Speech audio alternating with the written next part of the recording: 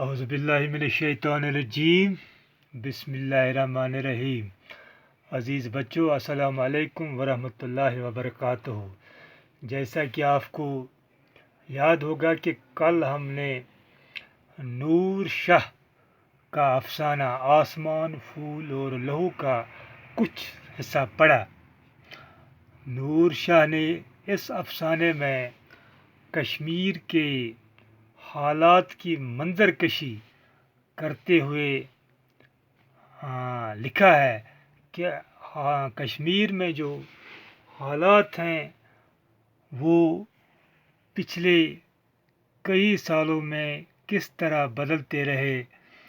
اس افسانے میں اس نے کشمیر کے حالات کا بخوبی جائزہ لیا ہے اور ہمیں یہ باور کرنے کی کوشش کی ہے کہ انسان کی زندگی کس طرح سے ان حالات میں کن مصائب میں گزرتی ہے۔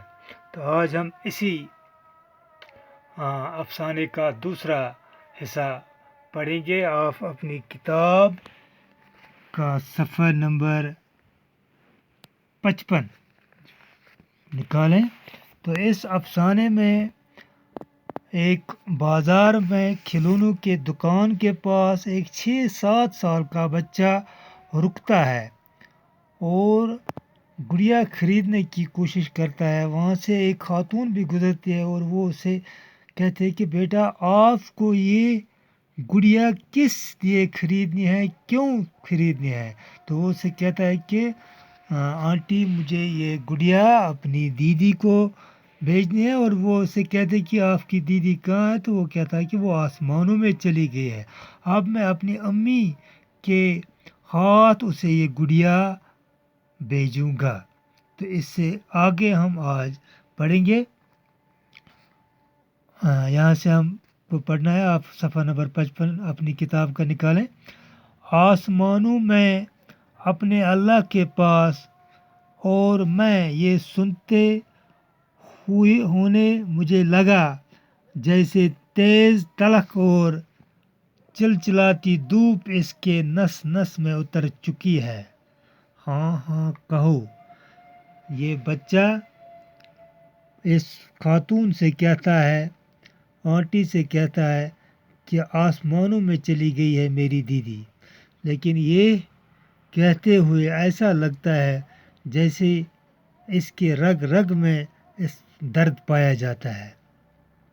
میں اپنی ماں کے ہاتھوں یہ گڑیا اپنی دیدی کو بھیجوانا چاہتا ہوں آسمانوں میں، لیکن کیا؟ اور یہ بچہ اپنے معصومیت کا اظہار کرتے ہوئے، چھوٹا سا پیارا بچہ ہے، بس ایک ہی بات دہراتا ہے کہ میں گڑیا جو ہے اپنی ماں کے ہاتھوں آسمانوں میں اپنی دیدی کو بھیجنا چاہتا ہوں۔ میرے پاس اتنے پیسے نہیں ہیں۔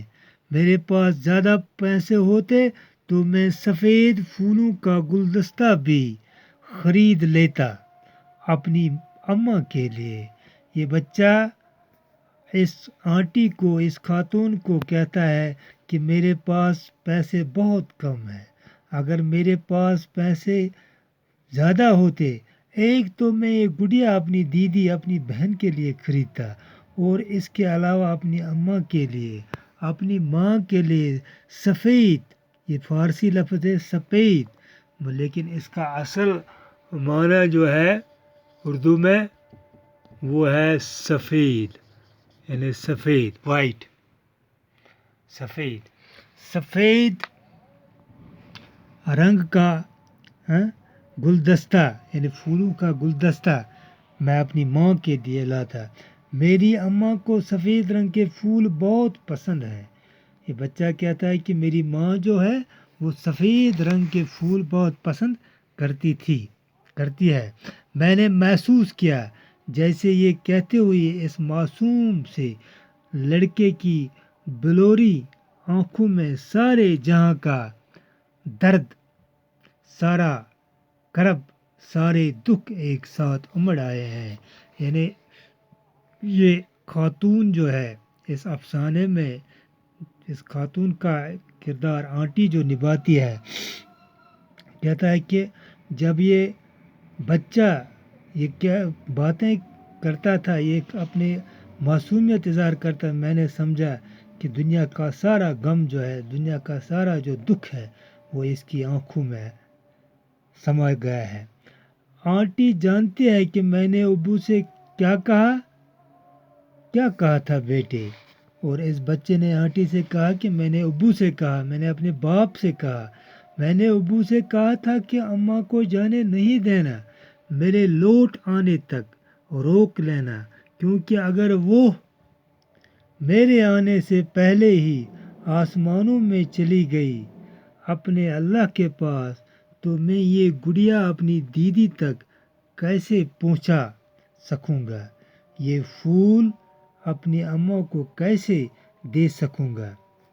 یہ چھوٹا سا پیارا بچہ آنٹی سے کہتا ہے کہ میں نے اپنے باپ سے کہا کہ میری ماں کو تب تک روک لینا، تب تک اسے آسمانوں میں اللہ کے پاس نہیں جانے دینا جب تک نہ میں بازار سے یہ 2 چیزیں، ایک گڑیا اور سفید پھول کا گلدستہ لے آؤں، کیونکہ میں اپنی دیدی کو کس کے ہاتھ یہ گڑیا بھیجوں گا اور اپنی ماں کو کیسے دے دوں گا اگر وہ چلی گئی۔ ایک جانب اس کے لہجے کی سچائی اور بے لوث لگاؤ صاف صاف جھلک رہا تھا، تو دوسری جانب وہ کڑوا پن بھی آیا تھا جو اسے اپنے ماحول اور اپنے معاشرے سے ملا تھا۔